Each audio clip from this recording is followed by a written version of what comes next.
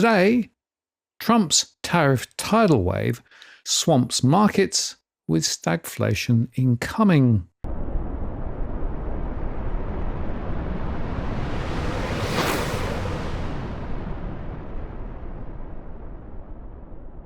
Hello again, it's Martin North from Digital Finance Analytics. Well, notice post covering finance and property news. This is our weekly market update. We start in the US, cross to Europe and Asia, and end in Australia, and cover commodities and crypto along the way. The 2nd of April, or T-Day, will go down in infamy as global markets have since lost around $6 trillion of value as the global world trade order was trashed.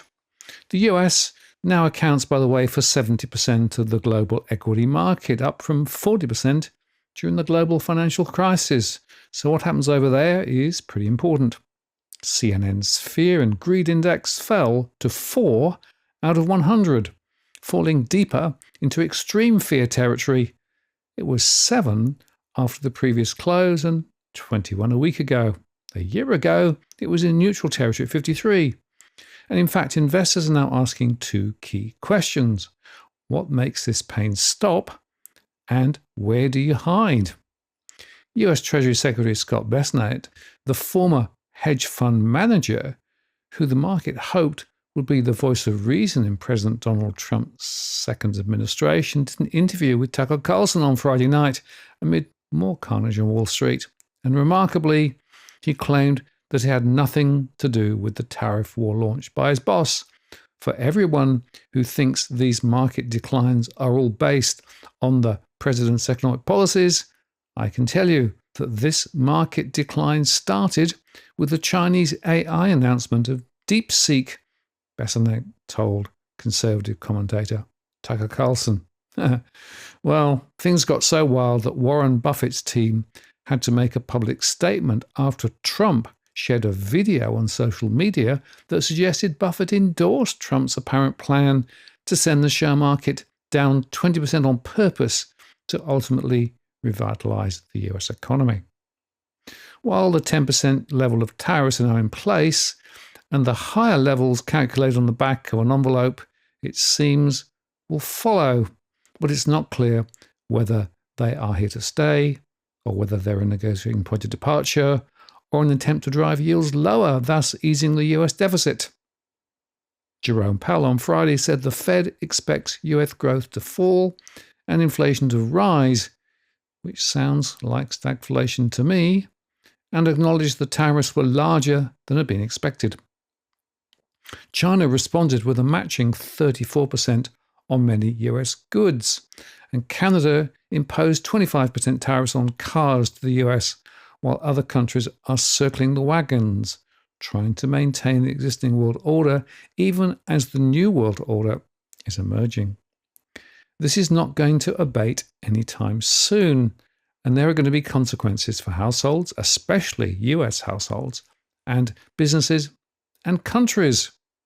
We're in the wild west of a trade war right now, said Marianne Adams, managing director at UBS Wealth Management.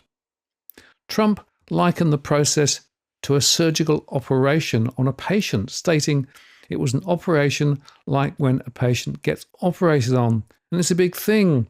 I said this would exactly be the way it is. And he further predicted that the markets, stocks, and the country will experience a boom. Yeah, there's a pig flying past my window just now. In fact, the global MSCI index dropped more than 7% this week, while the European Stock 600 index fell 8.44%. On Friday alone, the FTSE in London dropped another 4.95%, while the Dow was down 5.5% and more than 10% over the past month. The S&P 500 dropped 5.7% on Friday and was down 11.5% over the past month, while the Nasdaq fell 5.82% on Friday and is down 13% over the past month.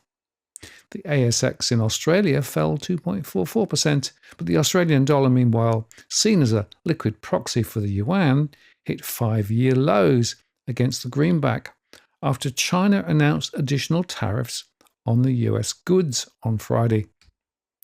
What is clear so far is that big US firms who've been investing in global supply chains to source cheaply and mark up massively to sell branded goods like Nike and Apple are right on the front line.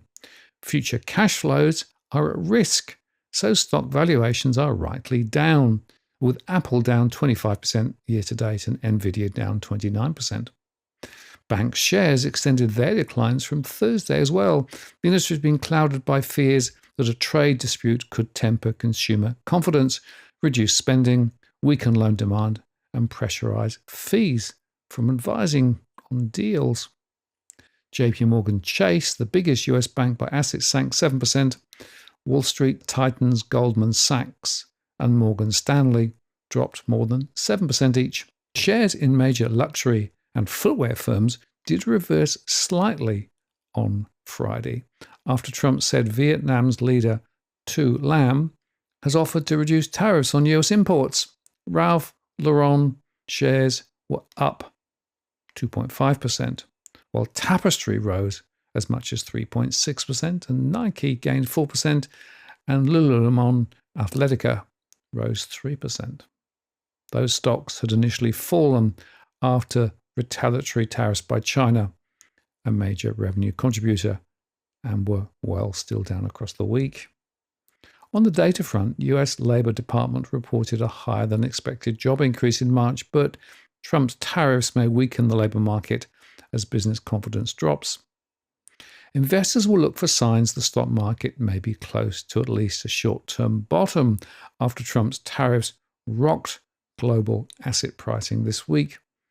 The benchmark S&P 500 lodged its biggest weekly drop since March 2020, and the Nasdaq Composite on Friday ended down more than 20% from its December record high, confirming the tech-heavy index is in a bear market.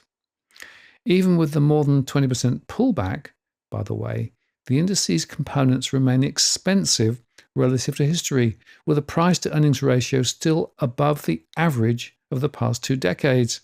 So for bulls, that's a worrisome sign if a recession is in the offing. The Dow Jones Industrial Average finished the week well over 10% lower from its December record high, making a correction for the blue chip index. And with the steep slide at the end of the week, the S&P 500 was down over 17% from its February 19th all-time closing high. More volatility could well be in store ahead of the April 9th deadline that Trump has set for his reciprocal global tariffs to take effect after his Wednesday announcement of the levies that sent markets into a tailspin and lifted fears of a global recession. Investors downgraded their economic and earnings forecasts, with JP Morgan, for example, suggesting the risk of a global recession this year has risen to 60% from 40% before. Some investors held out hopes that Trump would negotiate deals in coming days with some countries that would roll back some of the tariffs. Others were dubious that Trump would make any concessions at all. Despite Trump's opportunity to pivot, it is not lost on us that the window is shrinking and some damage to consumers and business confidence may have been done already, regardless of the negotiated ending point to follow, Citi strategist said in the note on Friday, which I think is spot on. We see a lot of uncertainty in the earnings outlook at the moment, said RBC Capital Market strategist on a Friday note, in which they cut their 2025 earnings forecast for the S&P 500. And one other sign of gloom to note is the volatility index, which is an option-based measure of investor anxiety. It registered its highest closing level since April 2020, up 50.93% to 45.31, which, by the way, is a new 3-year high. Bearish sentiment in the American Association of Individual Investor Surveys reached 61.9%. That's the highest reading since the 2009 financial crisis. Investors have been factoring in more Federal Reserve interest rate cuts this year in the wake of the tariff announcement, with the Fed fund futures accounting now for 100 basis points of easing this year, with the 10-year Treasury down to 3.999%, while the 2-year at one stage fell to 3.64%, though the prospect of higher inflation ahead will mute the Fed's ability to cut. Over the past 2 days, 2-year Treasury yields have fallen about 26 basis points, their biggest 2-day move since August. Trump urged Federal Reserve Chairman Jerome Powell to lower interest rates. In a post on Truth Social, Trump stated that the current period, characterized by declining energy prices, interest rates, inflation, and a 69% drop in egg prices, would be an ideal time for a rate cut. And he also highlighted the increase in jobs over the past 2 months, referring to it as a major victory for America. Trump has consistently criticized Powell for his management of interest rates, suggesting that he is always late in making adjustments. His latest post on Truth Social reiterates this criticism, urging Powell to stop playing politics and cut interest rates. The greenback, which slumped to a 6-month low against a basket of currencies on Thursday, has been smacked around by rapidly flowing news on those tariffs and also countermeasures from other countries. It rose slightly on Friday to 103.04, but it's still more than 5% down year to date, which is a big move in what is generally accepted as the global reserve currency. Some in Trump's administration are talking about the benefits of a weaker dollar, but of course there are consequences too. Bank of American strategist led by Michael Harnett said easing financial conditions via falling stocks, oil, yields, and the US dollar do have a potential opportunity for a revival of risk appetite sometime. However, he cautioned that if those moves were driven by weak payrolls and fears of fiscal slippage, this would be very bad news for risk assets. The truth is, no one knows, not even Trump, where this is all going. So we must expect more uncertainty and volatility ahead. HSBC analysts predict that the ongoing shift from US equities to international markets will persist as concerns about US growth and the impact of tariffs intensify. In fact, on Friday, JP Morgan Chase Bank's chief US economist, Michael Ferrelli, revised the bank's economic outlook sharply downwards in the light of the recent tariff announcements by the Trump administration. The bank now expects the US real GDP to contract, forecasting a full-year growth rate of minus 0.3%, a significant drop from the previously projected 1.3%. This anticipated downturn is expected to increase the unemployment rate to 5.3%. In addition to the GDP contraction, JP Morgan has adjusted its core PCE and inflation forecast upward by 1.4 percentage points to, wait for it, 4.4%. Despite this inflation increase, the bank still anticipates the Federal Reserve will initiate an easing policy starting in June. JP Morgan expects the Fed to cut rates at every meeting through then from January, bringing the top of the federal funds rate target down to around 3%.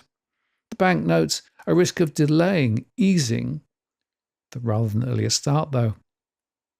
Oil prices retreated again on Friday and were on track for the worst week in months after the US trade tariffs raised risks of a global recession that could weigh on oil demand. Brent futures dropped 6.9% to $65.98 a barrel, and US West Texas Intermediate crude futures fell 7.6% to $60.34 a barrel. Both contracts declined more than 6% on Thursday, with Brent looking at its biggest weekly loss in percentage terms since October and WTI since January. Adding to the negative sentiment was Thursday's news that 8 members of OPEC Plus plan to accelerate production increases. Gold futures for June delivery were down 2.59% to $3,056 a troy ounce, but that still reflects a 5th straight weekly gain as traders assess the implications of the tariffs. While gold typically benefits from market uncertainty, some profit-taking emerged late on Thursday and into Friday as investors booked gains after the metal's recent rally. Still, the broader environment does remain supportive of bullion, but prices of silver dropped to over 8-week lows on Friday as concerns about demand for the industrial precious metal dominated sentiment due to recession fears stemming from the tariffs. Silver typically tends to move alongside gold, but industrial uses such as electronics and photovoltaics account for more than half of global demand, estimated at around 700.2 million troy ounces as at 2024. That's according to the Silver Institute Industry Association. While gold traditionally is seen as a refuge from political and economic uncertainty, it's touched multi-year highs. Of course, this year, silver has struggled to break through the 12-year peak of $34.87 an ounce that it hit in October 2024.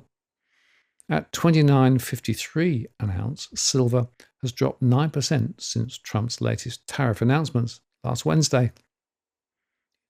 British stocks plunged on Friday as investors avoided risky assets after China's retaliatory tariffs against the US heightened worries of a global recession. The blue chip FTSE 100 touched a more than 3-month low, down nearly 5%. That's the largest daily drop since March 2020, when world markets slumped due to COVID-19. The mid-cap index slipped 4.4%, closing at a 16-month low. Both the blue chip and mid-cap indices saw their biggest weekly declines in 5 years as investors sold equities and rushed for safe havens, such as government bonds. Goldman Sachs lowered its economic outlook for the UK and flagged more downside risks for the euro area's growth following the new tariffs introduced by the Trump administration. The bank cut its UK growth forecast by 0.1 percentage points to 0.7% for the year 2025, reflecting the harsher than anticipated imposition of a 10% reciprocal tariff by the US. Goldman Sachs maintained its inflation forecast for the UK, expecting the Bank of England to reduce interest rates to a lower terminal rate of 3%, down from the previously projected 3.25%. Banking stocks slipped as investors fretted about the growth in the world's largest economy and priced in far more central bank rate cuts amid tariff concerns, with the banking sector down 6.3% to a 3-month low. The index of precious and industrial metal miners dropped 8.5% and 7.5% respectively, and gold prices did fall nearly 2% as traders liquidated their bullion positions following wider market sell-offs. European equities tumbled even lower on Friday, adding to the previous session's weaknesses as the sweeping US trade tariffs raised concerns of a global trade war and a severe drop in economic activity. The DAX index in Germany plunged 5.1%, while the CAC 40 in France dropped 4.3%. And the DAX Volatility Index was up 3.04% to 2114. Data on Friday showed German industrial orders stagnated in February, and the January data was upwardly revised, indicating that Germany's industrial sector could have bottomed out after a period of prolonged weakness. Germany's manufacturing sector showed signs of recovery in March, with its first production increase in nearly 2 years. That's according to the HCOB German manufacturing PMI data.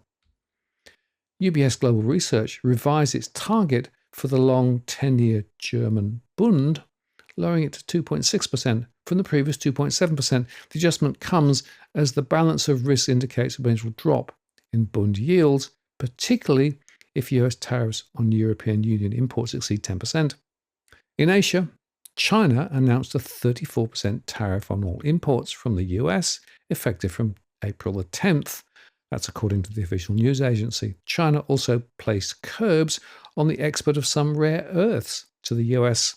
China's decision comes in response to a similar 34% tariff imposed by the US on Chinese goods, escalating the ongoing tariff war between the two nations.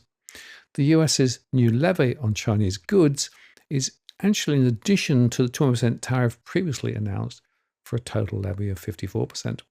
The purpose of the Chinese government's implementation of export controls on relevant items in accordance with the law is to better safeguard national security and interests and to fulfill international obligations such as non-proliferation, China's Commerce Ministry said. In his first comments on Friday following the retaliation from China, US President Donald Trump took a defiant tone in a post on his Truth Social platform. He said his policies would never change. To the many investors coming into the US and investing massive amounts of money, my policies will never change, Trump said. This is a great time to get rich, richer than ever before. And in follow-up comments, Trump said China played it wrong. They panicked. The one thing they cannot afford to do. Actually, China and Hong Kong markets were closed on Friday, but on Thursday, China's yuan dropped to its lowest level in 7 months, and stock markets slumped after the tariffs were announced in the US. Countries in China's supply chain were hardest hit, with Vietnam, Cambodia, and Laos facing tariffs between 46 and 49% respectively. The tariff hike was larger than most market participants were expecting, and so the initial market reaction is likely going to be a continuation of risk-off sentiment, said Lin Song, chief economist for Greater China at ING. China's blue chip CSI 300 index fell 0.6% to a 2-month low on Thursday, while Hong Kong's Hang Seng index fell 1.5%. Escalating trade tensions could also complicate Beijing's plan to spur economic growth, targeting a 5% growth rate in 2025. And Trump has also signed an order to close a trade loophole used to ship low-value packages duty-free from China, known as de minimis, which will take effect on May the 2nd. Ray Dalio, the founder of Bridgewater Associates, suggests that the United States and China could negotiate a deal to strengthen the Chinese yuan in exchange for a reduction in tariffs. He recently met with senior Chinese leaders and shared those insights on a recent post on X. In Korea, on the 4th of April, the Constitutional Court unanimously upheld the impeachment of President Yoon Suk-yeol, providing a respite from potential political turmoil. The decision averts a possible radical response from the powerful opposition party, which would have been likely if Yoon had made a comeback. The market is currently factoring reciprocal tariffs of 25% on Korean exports to the US, which is close to the worst-case scenario. That's significantly higher than the 10 to 15% initially anticipated by the market, potentially prompting a downward revision of earnings expectations. In fact, Macquarie analysts believe the final tariffs will end up being lower than 25%, indicating some potential upside. They stated, "We favour the competitive export sectors like semiconductors, auto, defence and shipbuilding over domestic players like consumer and banks."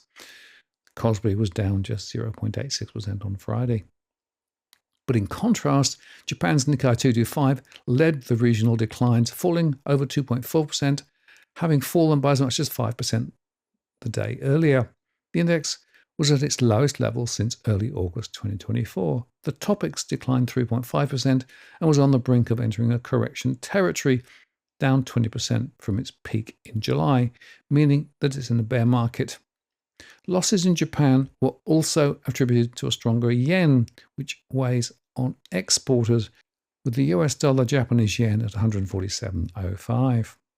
Japanese megabanks ended the week with the biggest losses since 2008 in one of the market's most upsetting signals so far about the consequences of Trump's trade war. The banking index fell over 8% on Friday, recording a 20% decline for the week. That's the worst weekly performance on record. And shares of Mitsubishi Financial Group, one of Japan's biggest banking groups, fell 11.6%. That's the sharpest one-day drop since August the 5th. The Bank of Japan governor said the central bank would scrutinize the impact of US tariffs on the country's economy when setting monetary policy, warning the higher levels will likely weigh on global and domestic economic growth. Indian stocks also fell on Friday. At the close, the Nifty 50 lost another 1.49%, and the Indian VIX was up 0.83% to 1371. Australians have lost an estimated $90 billion from their superannuation funds in the share market rout triggered by the Trump administration's global trade reset, which economists say is likely to trigger a round of interest rate cuts to bolster consumer confidence. The Australian share market's ASX 200 tumbled into correction territory on Friday, which is marked by a 10% decline from its previous high, following a brutal session on Wall Street, where $3.85 trillion was wiped out from the S&P 500 index.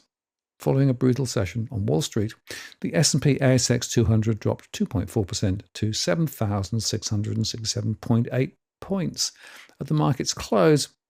Over 1 week, It's lost 3.9%. That's the biggest such fall since 2022. And local investors should take note. The ASX futures are pointing to a further drop of 4.29% to 7,388 at Monday's open. In Australia, investors fled banks and technology stocks. Data center play NextDC dropped 6.4% to $10.65, and Life360 sank 9.8% to $18.01. The big banks all had extended losses too, with Commonwealth Bank down 1.5% to $154 and Macquarie tumbling 9% to $134. Energy stocks tanked after OPEC Plus shocked the market with a decision to lift supply in May 3 times.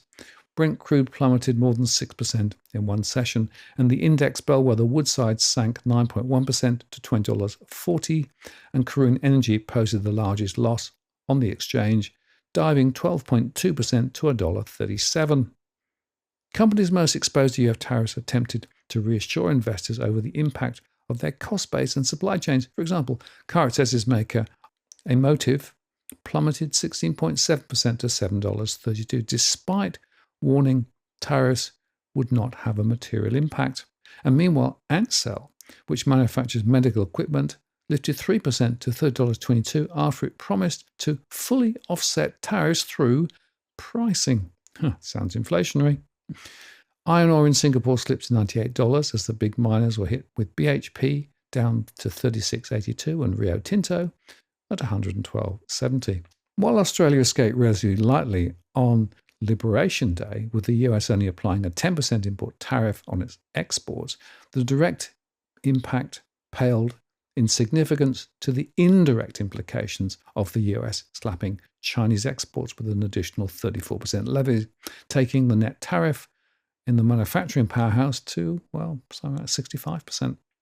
Despite increasing the likelihood that Chinese policymakers may respond with further support measures to boost the domestic economy, something that would usually benefit Australia via increased commodity demand if it includes higher infrastructure spending, the Aussie cannot shake the long-held market mindset that it's a China proxy, underperforming against a variety of European currencies on Thursday. The Aussie dollar, which fell to its lowest level since early 2020, was last down 4.42% to 60.49 cents.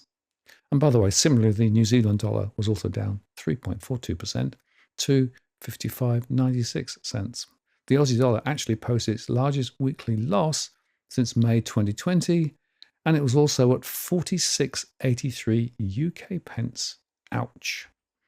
Finally, in crypto, Trump's statements and trade policies have added pressure to traditional markets and contributed to Bitcoin's gradual decline too. Reaction buying has remained limited as selling pressure has built up since February.